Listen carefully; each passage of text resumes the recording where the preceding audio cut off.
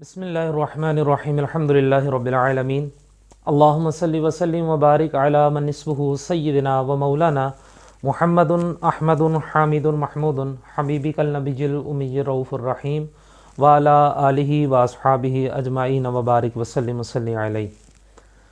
السلام علیکم ورحمۃ اللہ وبرکاتہ۔ سب سے پہلے آپ تمام کا شکریہ، آپ تمام احباب ایک مرتبہ پھر اپنا قیمتی وقت نکال کر آپ یہاں پر تشریف لے کر آئے ہیں۔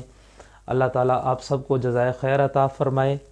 اور جب ہم علم کے حصول کے لیے یاد رکھیں کسی بھی جگہ کی طرف موو کرتے ہیں، جاتے ہیں، تو اللہ تعالیٰ ہر قدم کے بدلے ہمیں نیکیاں عطا فرماتا ہے۔ یہ اللہ رب العزت کا ہم پر بڑا فضل و کرم ہے۔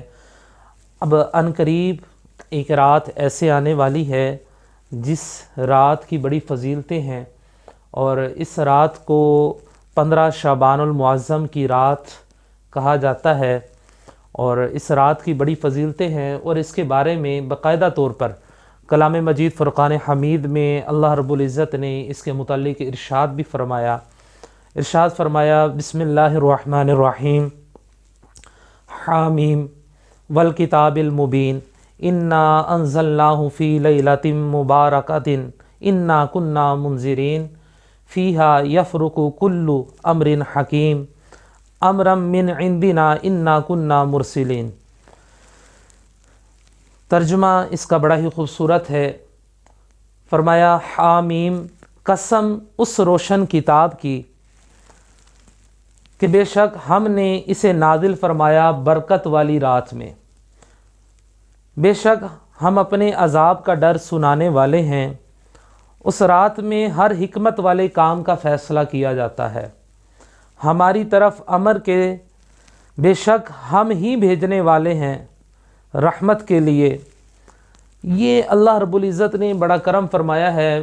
بعض محققین نے یہ بھی اس کے متعلق ارشاد فرمایا ہے کہ یہ آیہ مبارکہ جو ہے یہ لیلۃ القدر کے حوالے سے ہے، جبکہ اگر غور کیا جائے تو اللہ رب العزت نے یہاں پر کلام مجید فرقان حمید کے نازل ہونے کی ارشاد نہیں فرمائی ہے۔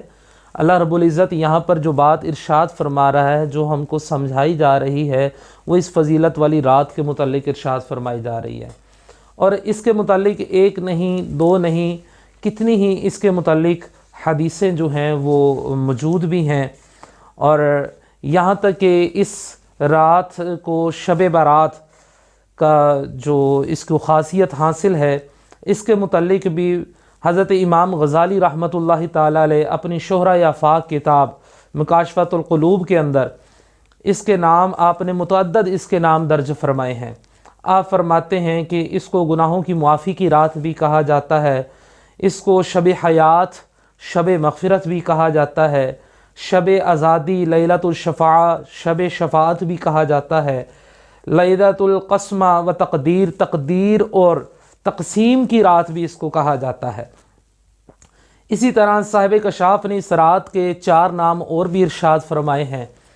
فرمایا لیلۃ المبارکہ، برکت والی رات بھی ہے، لیلۃ البراء، نجات پانے والی رات بھی ہے، پروانہ لکھے جانے والی رات بھی ہے، رحمت والی رات بھی ہے۔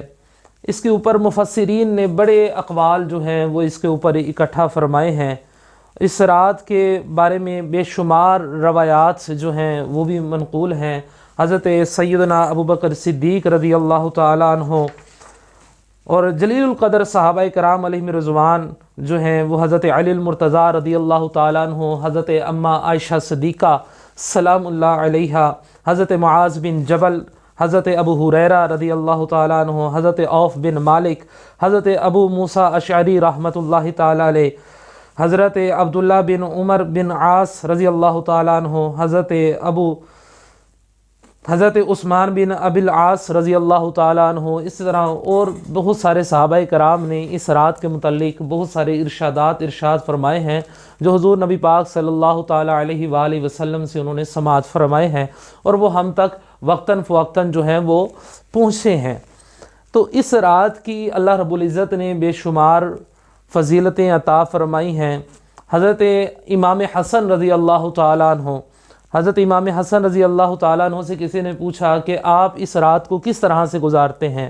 تو حضرت امام حسن رضی اللہ تعالیٰ عنہ نے ارشاد فرمایا کہ میں اس رات کو کا جو پہلا حصہ ہے یہ اپنے پیارے نانا جان آقا دو عالم شفیع معظم نور مجسم آقا بنی آدم آقا دو جہاں سرور سرورہ حبیب مجتبیٰ احمد مصطفیٰ آقا محمد مصطفیٰ صلی اللہ تعالیٰ علیہ وآلہ وسلم آپ کی ذات ستودہ و صفات پر درود و سلام پڑھتے ہوئے میں اس کو گزارتا ہوں۔ اور اس کا جو دوسرا حصہ ہے اس میں میں استغفار کرتا ہوں، اور تیسرا حصے میں قیام کرتا ہوں۔ اس رات کو آپ علیہ السلام نے، حضرت امام حسن نے، آپ نے اس کو 3 حصوں میں اس کو تقسیم فرمایا۔ اسی طرح بہت سارے مفسرین کرام نے اس رات کو بڑے ہی احسن انداز میں اپنے اپنے طریقوں سے اس کو گزارا ہے۔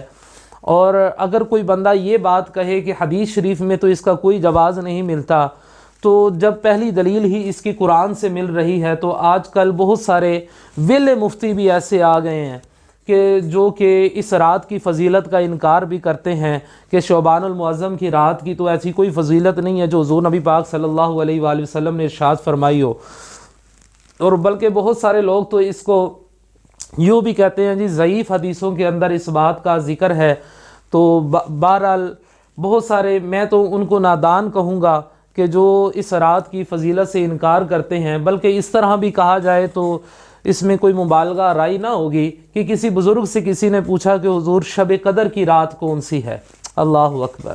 جب ان سے پوچھا گیا کہ حضور شب قدر کی رات کون سی ہے تو آپ نے فرمایا کہ بھئی اگر تو تجھے قدر ہے تو تیرے لیے ہر رات ہی شب قدر ہے۔ اللہ اکبر۔ اگر تجھے قدر ہے تو تیرے لیے ہر رات ہی شب قدر ہے، اور اگر تجھے قدر نہیں ہے تو پھر کیا شب برات اور کیا شب قدر؟ تو جن کو قدر ہے ان کے لیے تو ہر رات ہی اللہ رب العزت نے فضیلت والی بنائی ہے۔